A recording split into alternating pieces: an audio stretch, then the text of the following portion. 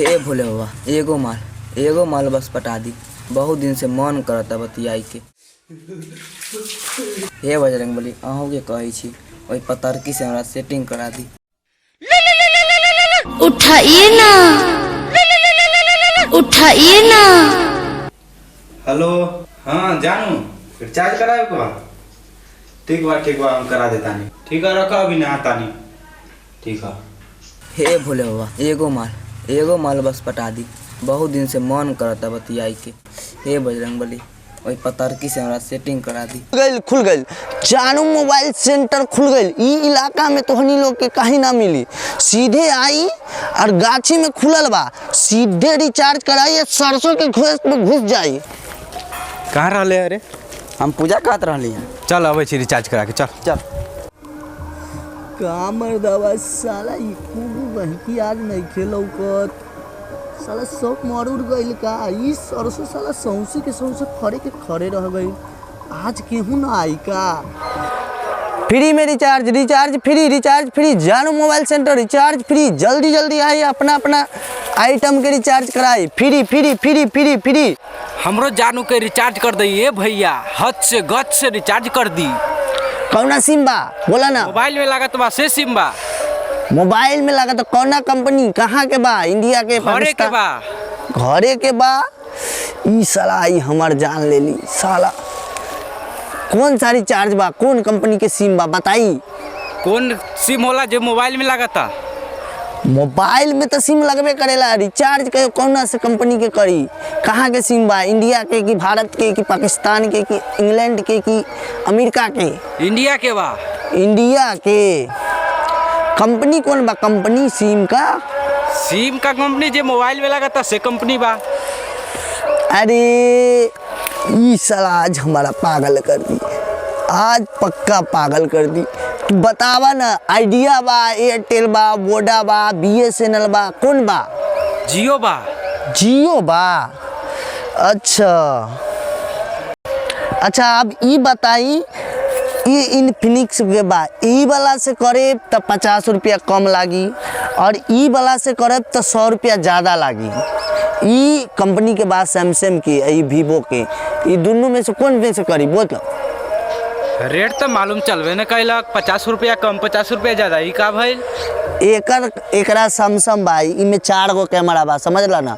ए से रिचार्ज करवाइबा ना हच से ना गच से रिचार्ज हो जाई, समझला। आ ए से 1 महीना में जाई कि 2 महीना में जाई कि 5 महीना में जाई आ सालों लग सकता, 9 महीना लग सकता।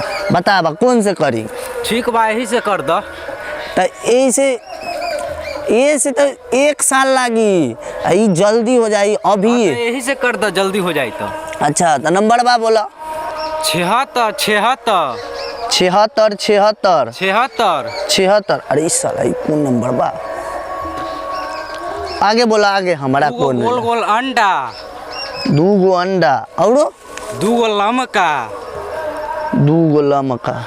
ई साला कौना कंपनी के नंबर बा? जियो में कहीं कंपनी चला। ई अंबानी पगला गइल बा। कोई ठीक नहीं खे कि कंपनी के नंबर चेंज कर दिले होई। चला ठीक बा हो जाई। चला हम कर देता नहीं। ठीक बा। चला हो गइल। अब पैसा लाबा। पैसा सिक्का लेवा कि नोट? नोटे दे दा। नोटे लेवा? हाथ में लेवा कि गोर में? अरे भैया हाथे में देना दा। ई लो पूरे बा गिन लो। ई तो कमे बा। 60 रुपया बा। ई देखा तो 60 गो बा। ई तू ही ने कहले रहला 50 रुपया कम लागी। अरे इमे ज्यादा लागी। ई तो कमे बा। इतना से का होई? तोरा के तो हम 100 रुपया वाला कहलिए ना। ई तो 60 गो बा। 40 गो कम बा। उ ना देब हम पैसा। इतना फरियाबे तो फरिया लीहे।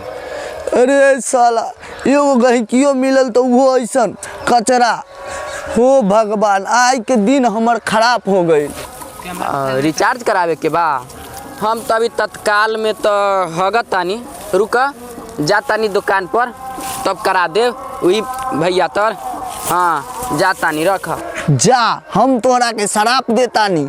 तोहरा मेहरारू के 4 गो 40 रुपया कम देला ना। हाँ 4 गो भतार मिली। ए भैया हमरो रिचार्ज कर दी। अच्छा नंबर बोला। रिचार्ज कर दी फटाक से। नंबर बोली? हाँ 76 76 76 76 फेरू 76 76 तो साला वही नंबर लगा हमारा का बा हमरा तो रिचार्ज करे के बा बोला 2 अंडा 2 अंडा आ 2 लमका 2 लमका हाँ ये नंबर बा। अच्छा हो गई रहुआ जाई हो गई आपके रिचार्ज हो जाई जाता नहीं अरे साला या हम कहलिए ना तोरा के एगो बतार तो मिल गई तोरा मेरा रुके मिल गई मिल गई मिलल अभी तो 3 गो बाकी बा अभी तो 2 गो बेला 4 गो रहल 4 गो जा भैया हो हाँ बाबा रिचार्ज करा दो नंबर दी बाबा 76 76 76 2 गोलका 2 गोलका 2 लमका 2 लमका हयो वे नंबर बा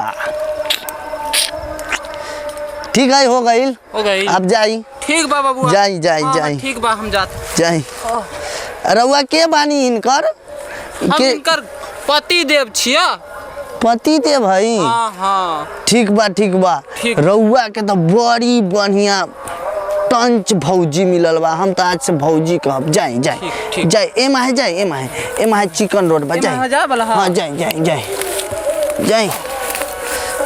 बाबा जा